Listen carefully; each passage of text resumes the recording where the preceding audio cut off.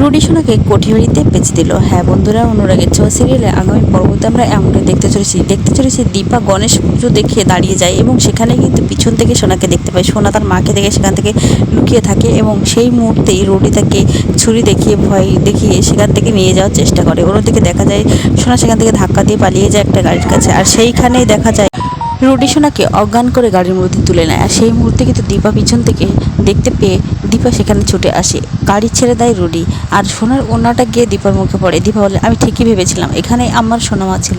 এই বলে দীপা দেখা যায় আশেপাশে তাকায় একটা অটো দেখতে পায় এবং সেই অটো ধরেই দীপা কিন্তু সোনার কাছে পৌঁছানোর চেষ্টা করে।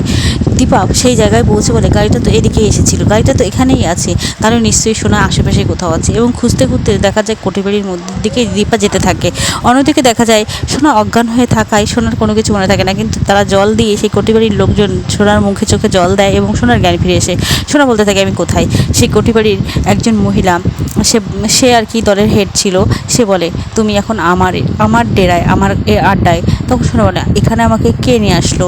তখন ওই মহিলাগুলো সোনা সেখান থেকে পালানোর চেষ্টা করলে, একটা ছেলে সোনাকে মারার চেষ্টা করলে ওই মহিলা বলে, ছেড়ে দাও ওকে, এইটুকু তো করবেই, প্রথম অসুবিধা তো হবেই।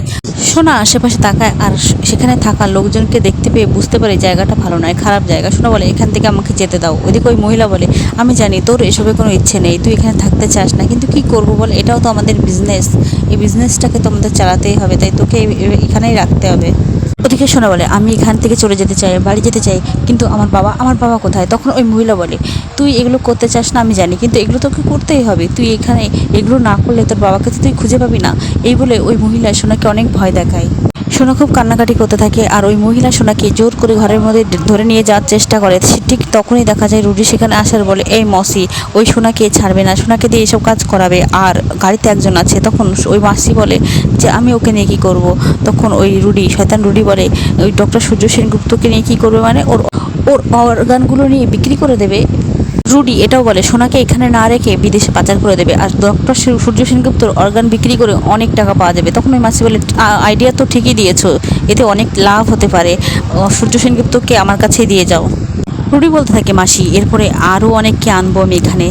ওদিকে দীপা ওই মাসির ঘরের বাইরেই কিন্তু দাঁড়িয়ে থাকে, আর সেই পরিবেশটা তাকে দেখতে থেকে বলে যে, এরকম নোংরা পরিবেশে আমার সোনামা এসে পৌঁছেছে, হে ভগবান, আমি এখন কি করে বাঁচাবো সোনামাকে আর ডাক্তারবাবু। দীপা অবিনাশকে ফোন করতে যাবে, তখন দেখে দীপার ফোনের নেটওয়ার্ক থাকে না, তাই অবিনাশের সাথে যোগাযোগ করতে পারে না। তখন ওদিকে দেখা যায় জয়ের সাথে উর্মির যখন ছোট লাবণ্যকে ঝামেলা হয় এবং সেই মুহূর্তেই উর্মিকে ধাক্কা দিয়ে জয় ফেলে দেয়। অ্যাকচুয়ালি জয় ফেলতে চায় না, কিন্তু সে উর্মি পড়ে যায়। ঠিক তখনই কিন্তু পুলিশ সেখানে আসে আর বলে, মিস্টার জয় সেনগুপ্ত, আপনার ওয়াইফ আপনার বিরুদ্ধে কেস করেছে ডোমেস্টিক ভায়োলেন্সের জন্য।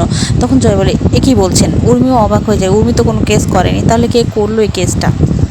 ওদিকে জয় বলে, উর্মি তুমি আমার নামে ডোমেস্টিক ভায়োলেন্সের কেস করেছো। তখন উর্মি বলে, না জয়, আমি এসব করিনি, আমি কিছু করিনি অফিসার, দেখুন আমি কিচ্ছু করিনি। তখন পুলিশ অফিসার বলে, আমি বুঝতে পারছি আপনি হয়তো সবার সামনে বলতে ভয় পাচ্ছেন, আপনার কোনো ভয় নেই, আমরা এসে গেছি। তখনই আড়াল থেকে কুন্তলা বলে, যা কিছু করছি সবটা আমি করছি, আমি পরিবারটাকে শেষ করতে চাইছি। জয়কে পুলিশ ধরে নিয়ে যেতে গেলে উর্মি বলে, আমি কোনো কমপ্লেন করিনি। পুলিশ অফিসার বলে, এই তো 10 মিনিট আগেই তো আপনি ফোন করলেন। তখন উর্মি বলে, না আমি করিনি, হয়তো অন্য কেউ করেছে। তখন জয় বলে, হ্যাঁ তুমিই করেছো, তুমি চাও যে ওই ছোট্ট লাবণ্যকে বাড়ি থেকে তাড়িয়ে দিতে, আমি রয়েছি তাই তুমি পারছো না, তাই তুমি এভাবে আমাকে সরিয়ে দিতে চাইছো। কুন্তলা যেটা চেয়েছিল সেটাই হলো। জয় উর্মিকে ভুল বুঝলো। ঠিক তখনই ছোট লাবণ্য বলে, না ভালো দাদার মা কোনো ফোন করেনি।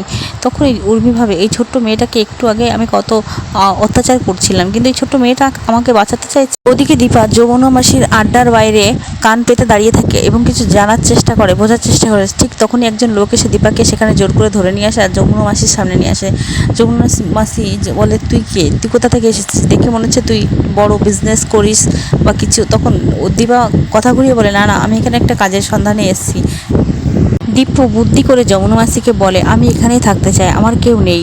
যমুনা মাসি বিশ্বাস করে দীপাকে সেখানে থাকতে দেয়। দীপা এই সুযোগটাই কাজে লাগিয়ে সোনাকে খুঁজে বের করতে চায়। দীপা যখন ঘরের ভিতরে যেতে যাবে ঠিক তখনই রুডি আসার বলে, মাসি মাসি এই মহিলাকে। তখনই দীপার দিকে রুডি তাকিয়ে থাকে আর রুডির গলার আওয়াজ শুনে দীপা চিনে ফেলে এটাই রুডি, এইটাই সেই শয়তান রুডি যে কিনা আমার ডাক্তারবাবু আর সোনামাকে হয়তো এখানে এনেছে। এদিকে দীপা সবটা বুঝতে পেরে বলে, আমাকে ধরা পড়লে চলবে না। তো বন্ধুরা, অনুরাগের ছোঁয়া সিরিয়ালে আগামী পর্বতে আমরা এমন দেখতে চলেছি রূপা সেখানে আসে এবং রূপা হিংসুকুটিকে নিয়ে পালানোর চেষ্টা করলে শয়তানগুলো তাদেরকে ধরার চেষ্টা করে। অন্যদিকে দীপা রুদ্র মূর্তি নিয়ে হাজির হয় সেখানে আর তার কালী রূপে সেজে গুন্ডাগুলোকে বলে, আমার মেয়েদের গায়ে হাত দিলে তাদেরকে টুকরো টুকরো করে ফেলবো। তো বন্ধুরা, তোমরাও এমনটা চাও তো? অনুরাগের ছোঁয়া সিরিয়ালের পরবর্তী আপডেটগুলি পেতে আমার চ্যানেলটি সাবস্ক্রাইব করে আমার পাশে থাকো। ধন্যবাদ।